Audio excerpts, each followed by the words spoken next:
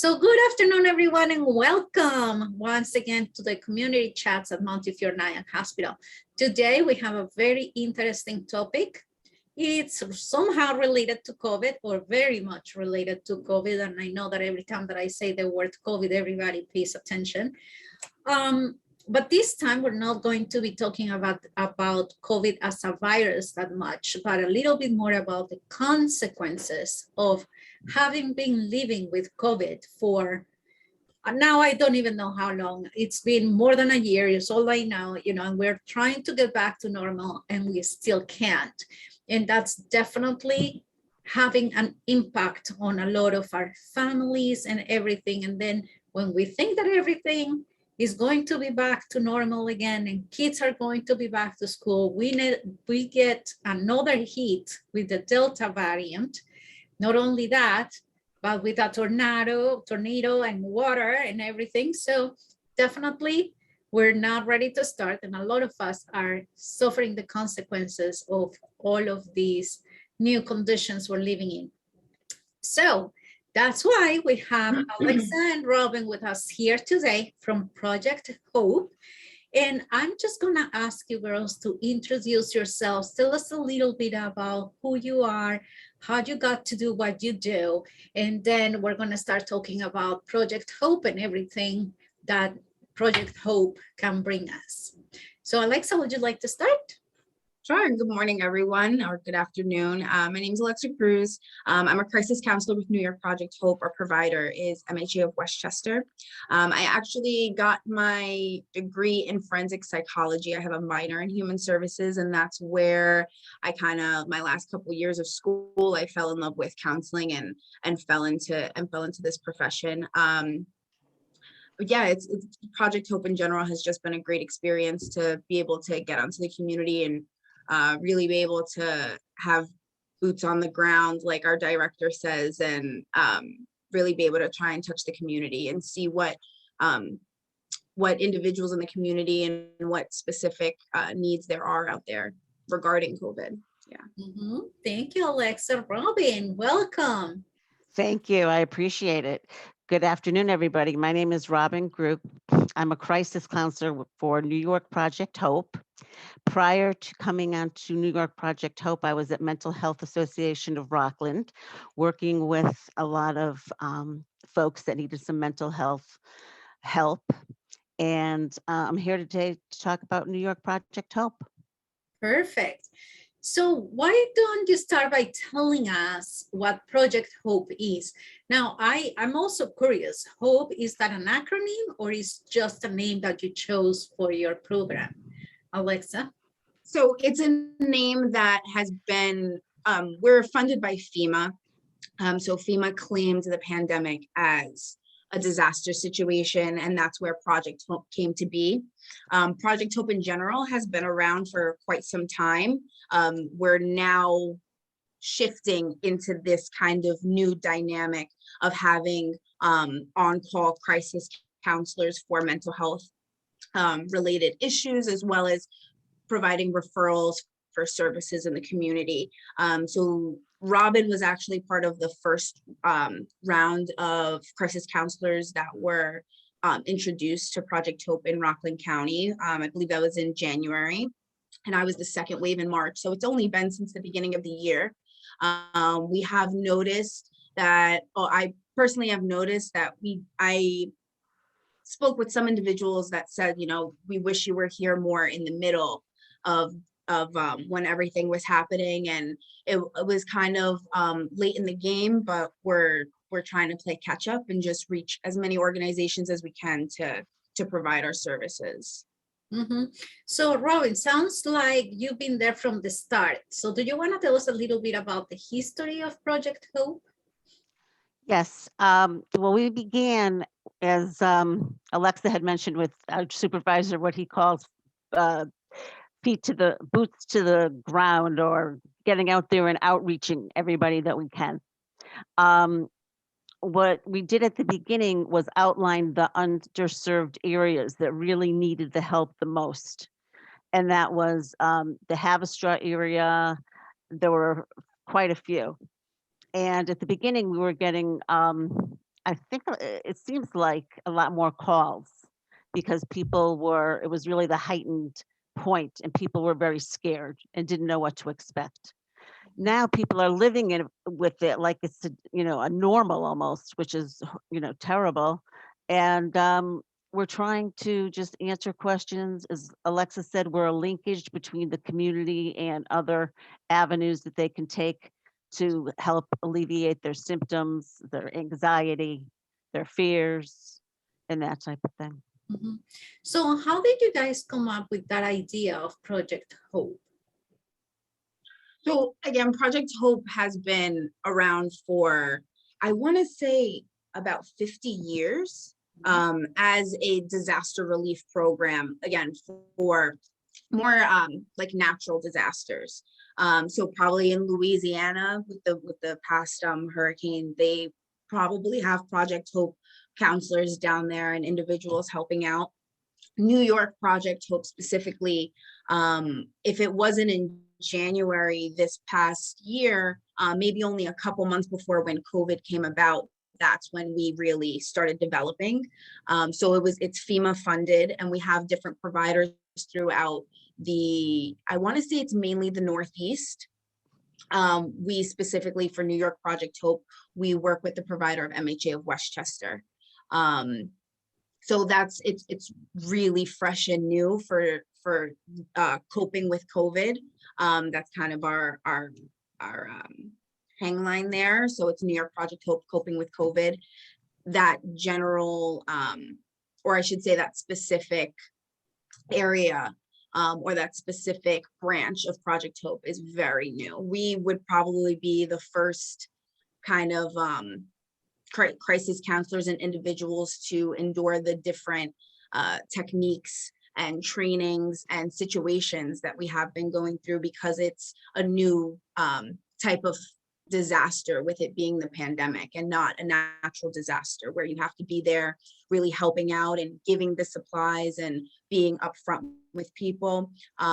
We kind of have to take, with it being mental health based, we've noticed that we kind of have to take a step back and let everyone come to us and really just stick to trying to do as much outreach as we can and make our name known in the community, so that, people, like I said, people come to us, because it's with that mental health title, it's not very welcoming to those in the Rockland community. We have a large Hispanic community, a large Haitian community, and just culturally, it's not that's not their thing. It's not really their culture and their way of life to go about speaking to strangers about what's going on the past year, especially if there's been deaths in the family, if there's a lot of guilt or their own anxiety, even religious beliefs have can put a toll on people being able and willing to open up. So everything's very fresh and new for everyone. And you just said something very important. So, there are some cultures where mental health, it's not a top priority, and especially mental health treatment is not in the radar. It's like, what, I was just recently talking to somebody, and of course I'm a Latina, and I was talking to a Latino man, and I said, have you looked for help? And he's like, oh, that doesn't work. Usually it's like, oh, that's like a white people thing, it's like white people's thing. So how do you guys handle that? How do you break those cultural barriers to get to the people? And let me just parenthesis here to our attendees, if you have any questions, please use the chat box or the Q&A box and start sending your questions, because I'm sure Robin and Alexa will be happy to answer the questions. I will read them loud to them. So please start using the Q&A and chat box. Yeah, back to my question. So again, with everything being just fresh and new, we started off going head first saying, emotional support, mental health, this is what we can provide for you. And we got a lot of pushback, like you said, that's not what we do. They've told us, they've told our supervisor, we that's not what we do. We don't talk outside of the family. We keep everything in the family. Mhm. So we kind of, we do other resources. We, like Robin and I said, we're linkage to other resources in the community. So if individuals come up to us and, you know, we just start chatting and they mention something about, you know, it's been hard getting to the grocery store, then we can maybe help them with some type of maybe food service that they can get delivered, or there's a food pantry. And we start talking to them about that. And without them really knowing, they're talking about their mental health. They're talking about their everyday and how they're feeling and how these things are affecting them. And that's really been our way in with a lot of situations.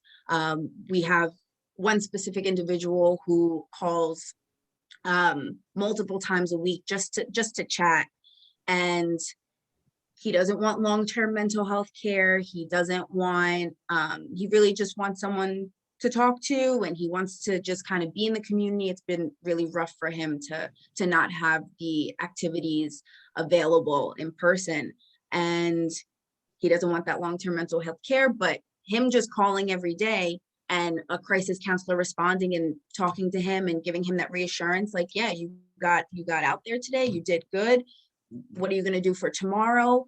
That's him taking care of his mental health. And he's an older Haitian man, so he, again, with it being kind of in the culture and keeping it in the family, it's you wouldn't expect that, really. But him just having that outlet to just talk about his day and thinking that it's a friend to talk to, it works for him, so it works for us. So we kind of are just trying to make it work in best we can. It's been trial and error, but we're slowly making progress, I think. Yeah. Now, do you only see or take patients that are associated with COVID? Like, do they need to have like a death in the family or something like that? Or do you take care of other cases, you know, that are not related to COVID? So I think as a team, we've agreed that everything really this past year or more can be related to COVID. If you're having issues financially, with mental health, with grief, with housing, it could all one way or another fall back into COVID. So we do try and get as much details as we can, but we also don't turn anyone away. If someone calls and they're looking for rent assistance or something, and it's been a long-term issue that they've had to endure, we have our team leader who will talk to them one-on-one, give them some resources, make sure that they are taken care of. And then she may or may not touch base depending on the extent of how much help they needed. If it is COVID-based, they get assigned a crisis counselor. And then that crisis counselor will take those extra steps to make sure that that there's emotional support. If they need any emotional emergency kind of referrals, we can take care of that. And then we proceed to do some research and make sure that their needs are met for anything and everything that they need.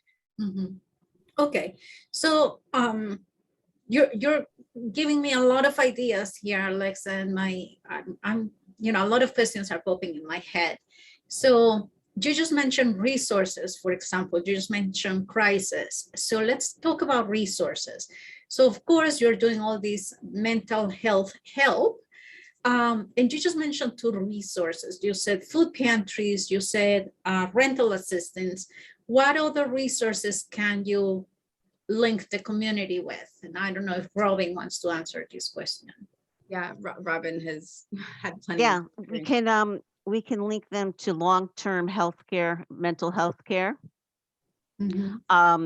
As Alexa said, we link them to food pantries, to community programs.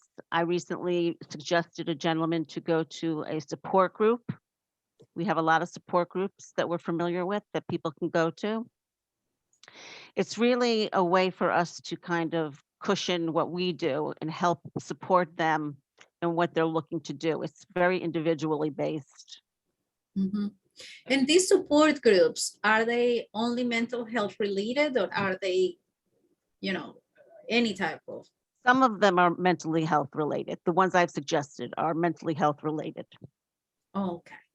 Now, let's go back to crisis. So you just mentioned the word crisis, Alexa. What do you call a crisis? How do we identify, okay, this person is in crisis? I think any level of,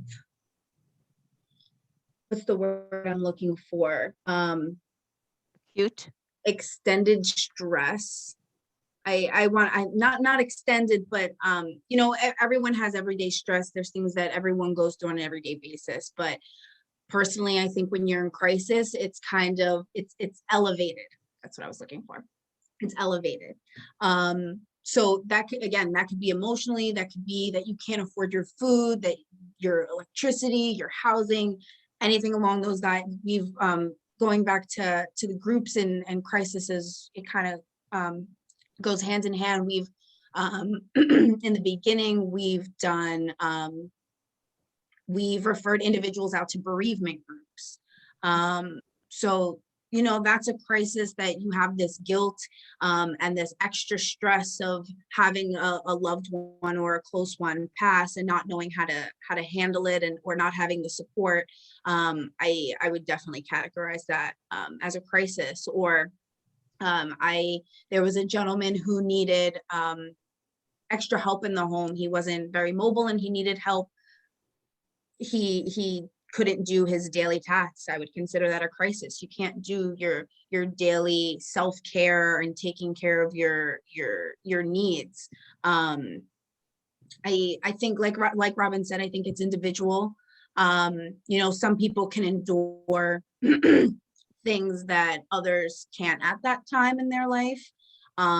So I think it's definitely could be individual based on how extreme that person feels internally. I think it's all, it's all internal, how that person expresses how they've been going through their everyday. Now, I feel that with COVID, there has been so much isolation, right? Like you cannot go anywhere, you have to be home, you cannot be around friends, etc., etc. So I feel like isolation could be one of those crises, right? Absolutely. So how do you help a person who has been isolated and doesn't feel safe to go out and do exactly what you said, to go out and go to a restaurant and have something to eat, or to go out to the supermarket? Like, how do you help a person like that? So we have with those support groups that we refer to, they can be in person or virtual. We've connected with libraries to have weekly sessions. So if they're familiar with the library, they trust the library, we come in as a special guest and we give those just coping skills and ways to self-care and things like that. Mhm.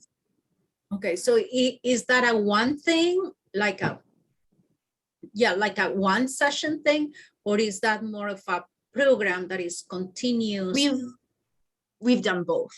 So we've had a full program that we've done it was like 3 or 4 weeks. We've done our own where, again, I think it's just more familiar with people are more familiar with it coming from a library or community center than it coming just from us. We didn't get a lot of traffic for our personal Zooms, but New York Project Hope actually has their virtual Zooms that they do daily, that they just started in the beginning of last month, if I'm not mistaken.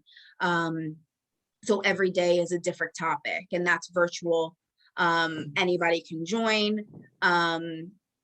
We've also tried to not push people, but also I know one specific presentation we did was talking about getting back into the community and getting back to your daily routine and embracing those feelings of being scared, but also knowing that they have us as a support system. They may have family and friends as a support system to help them through those anxieties.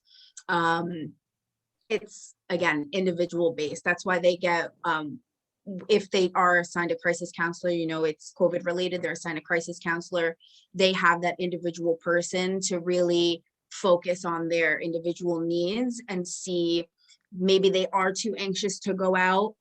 So let's stick to virtual and work our way up if we can, or if we see that they are kind of hinting and saying that they've been feeling better, then we may have a discussion on what steps they can take to slowly get back into the community. Mhm. Do you also provide services or resources with people living with depression or like Alzheimer's, any other types of mental health issues? Yes, as a matter of fact, oh, I'm sorry, Alexa, I didn't mean to cut you off. I was just gonna say, I think Robin would be able to speak better on this, so please. The group that I suggest people go to is called the Depression Surveillance Alliance, and it deals with people that specifically have depression. Also, they can have an array of mental illnesses, schizophrenia, an array of different, psychosis and things of that nature. But we do have specific places that if someone's depressed, we send them. Okay. Do they, like for a lot of these people, they might be homebound. So do you provide transportation or is it virtual? How do they work? We have a lot of virtual Zooms, and Alexa is a big part of the Valley Cottage Zoom. And that's where the folks come on, and we've heard a lot of people express, a lot of women have said that they're afraid to go out, or how it feels to wear a mask, and they're getting shunned if they wear a mask, if they don't wear a mask, those type of problems. So that area, Alexa would be better probably to speak. She has dealt with a lot of the Zooms for those areas. We also have we've been reaching out to the senior citizen community. Mhm. We have a program that's ongoing with Centro de Amigos, pardon my Spanish accent. And it's a program in the Spanish area of Have a Straw, where we go weekly, every week, and we meet with the individuals there. And we find different individuals have different needs, and we speak with them on an individual basis. We meet with them and we play games with them just to lighten up the scenario a little bit. And we're going to start doing that with more community citizens, senior citizens in the fall. We have Clarkstown Community Center and we have Ramapo Center, and we're going to be doing services with them as well. Will these services be targeting only Latinos? Because I know Centro de Amigos is for Latinos only. So do you have any other services that are more inclusive of everyone? Well, we have different churches that Mhm. we've gone to, and obviously they're different religions, different, type of religions. But other than the center, no, we're working on creating them. Okay. What's your area of reach? Is it like the whole Rockland? Yes, it's all of Rockland County. Mhm. So that includes, we've done a little bit of work in Tuxedo. I know that's like on the border of Rockland and Orange. We've done Tuxedo. We've also done out to Piermont, Lawville, like all of Rockland. Mhm. And what's your capacity? Should we be afraid that too many people are going to go to you and you're going to start sending people away? I wouldn't, I'm sorry. I don't think so. We have 7 or 8 counselors? 7 or 8 crisis counselors right now. None of us have a workload as of right now with clients. Again, it's been very much outreach. And I think our team is strong and passionate enough with this project that we're doing, that the more we get, the more it would just be better for us to be able to engage with the community and know that the things that we've been doing for these past couple months have worked and is we're able to help the community. So we would take that with with everything we can. We wouldn't turn anyone away. Mhm. Why don't you talk to us a little bit more about your counselors, like what schooling they have, what requirements do they have to be counselors, things like that, so that we get a better idea of who we're gonna go to. Yeah. So none of our crisis counselors are required to have any licensing. They have at least a bachelor's in some type of psychology or social service, human services, and extensive experience. So we were hired by the director in MHA of Westchester. He's the director of like 4 different departments, including MHA, including of New York Project Hope. We have the gentleman under him, Anthony Rodriguez, has extensive experience. He was in the military. He was in the military, I believe. He was like NYPD cop. He has he's receiving his doctorate in psychology. He's also worked in multiple mental health. And then our team leader as well has extensive experience and licensing, if I'm not mistaken. But we have the experience, and again, I think just the cultural competency that our team has to understand the needs of the community and know how to go about certain situations. We get extensive training on, I would probably say on an every other week basis. We have training from FEMA, we have training from MHA of Westchester, and we have training from SAMHSA. And there was, I want to say about 20 or so trainings that we had to complete and pass before we were able to start taking clients. We were able to do outreach, speak to people in the community, but until our training and completions with OMH, FEMA, MHA of Westchester, all of that was completed, we wouldn't be able to speak with clients. So all of us have been cleared by multiple organizations. Mm-hmm. To deal with the crisis. And situation. One of our attendees, Margarita, she's asking, how are you advertising your project? Robin, well, we advertise in different capacities. We're very much proactive in getting into the community ourselves, literally handing flyers to the businesses, to churches, to community centers. Really, that's how we advertise. We do Zoom calls. We've done them for the probation unit over in Rockland County that handles the folks that get out of being incarcerated. We do a lot of Zoom calls to suggest or at least help them understand what we do so that they can pass it on. A lot of it, though, is individual. We're like individually going out and passing the flyers by. We're networking and those things. Yeah. And what ages do you attend to? It's 21 and older. 21 and older. Okay, and Alexa, looked like you wanted to compliment something. Oh, no. Probably no, I did just want to say, so we are a nonprofit, and we're funded by FEMA. So that's why we don't have really the funding or the availability to do like the radio stations and really put like New York Project Hope in the city. They have like the 844 number. They're all over the place, but Rockland County specifically is a very small branch. So like Robin explained, the advertising that we do and our voices are really what we've been doing. And I see you can post on 211. So I'm gonna keep that in the back of my head. Yeah, and she's also saying you can post at libraries. I think you mentioned library. Post office, I think that's a great idea. Supermarkets, right? Yeah. Very good. Yeah. When are you open? What's your schedule? So for the crisis counselors, 9 to 5, Monday through Friday. Once we start getting more individuals in, depending on the need, we can extend that to the weekend. And again, by need base, if it comes to that. The number is 24 hours. So if someone calls, they will get called back within 24 hours. It goes to a different, it goes to the same line, but it's like a voicemail.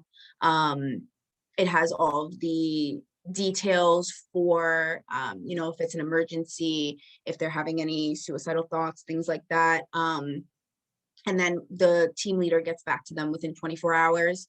At that point, they have kind of like a consultation, small discussion to see the immediate needs and if there's anything that she at that point can do for them. And then from there, they'll get assigned to a crisis counselor within the next 24 hours.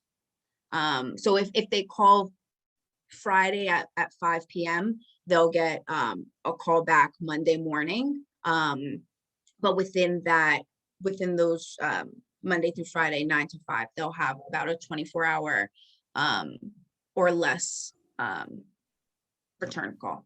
Alexa, and what's the number to call? The number, let me just grab that. And I'm gonna write it down in our chat so that everyone has it. I'm so used to saying my personal number when I my We can my all work call number you when and that's I- it, you'll take care of That's it. right. I have the number here is 845-580-2022. Okay, so I've written the number in the chat, 845-580-2022. Okay, and Margarita is rocking here. She said that she would like to suggest that you reach out to the family resource coordinators of the county, because obviously they have access to families, and will be able to refer appropriate candidates to your program. That's awesome. Thank you, Margarita. Yeah. Thank you. I don't think Your- we've reached Your out to them brain is yet. on wheels today. Thank you for your help. Yes. Okay. Any exceptions? Like some people who you can or shouldn't reach out to Hope?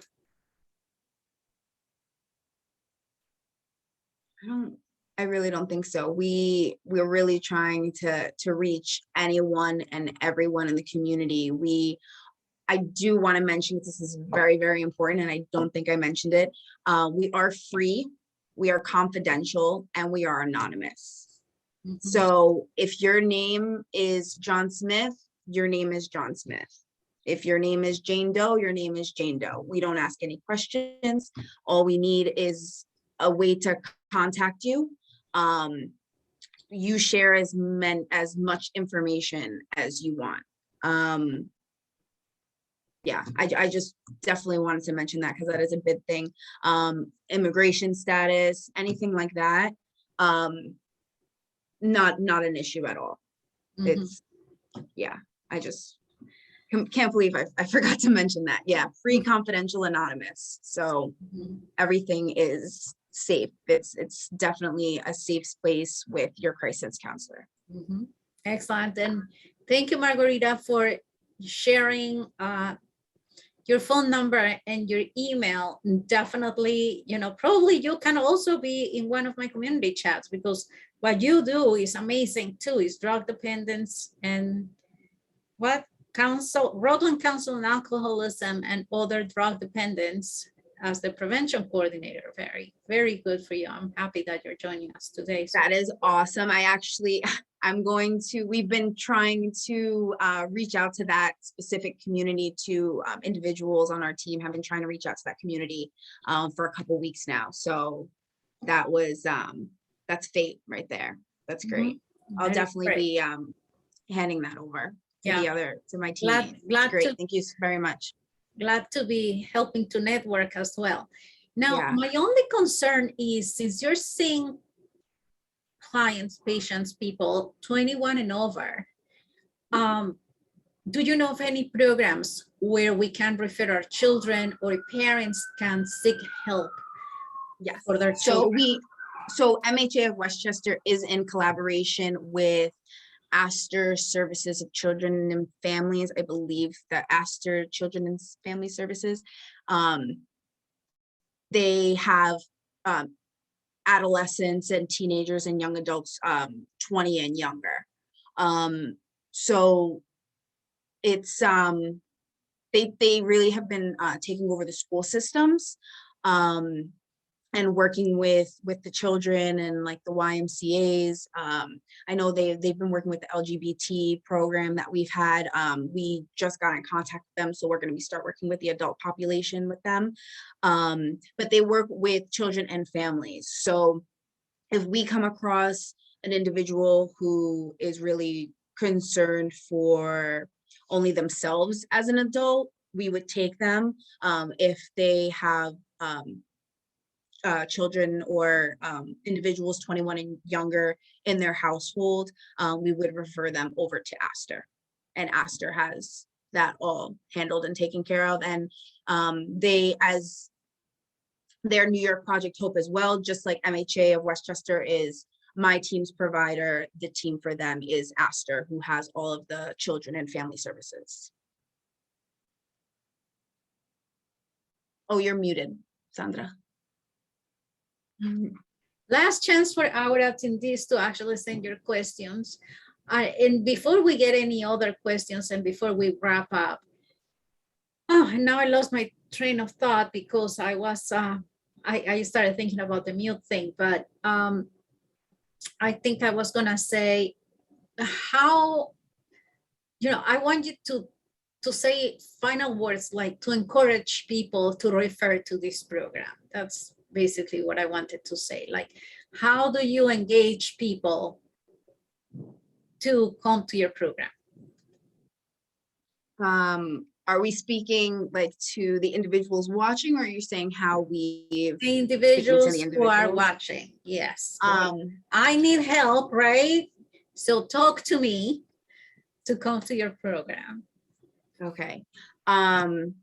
Well, again, I just want to emphasize the fact that we are free, confidential, and anonymous. And when I say free, the referrals that we give out, we try and make it as free as possible. We, as a team, are very passionate about this program that we're a part of, and being the first ones to have our feet in the community.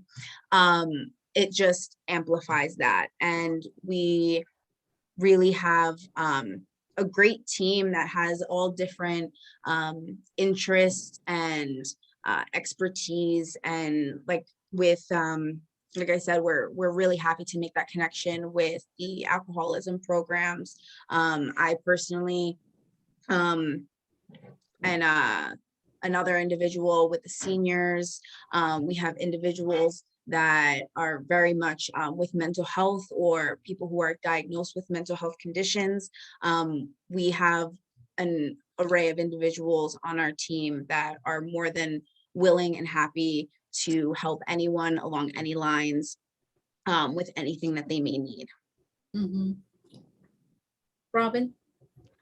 I just would say basically ditto to what Alexa had said, and we're here to help. There's no questions. There's nothing that's stupid to ask us. We will help you with anything and everything that we possibly can. Please call us at the number we provided. Mm-hmm.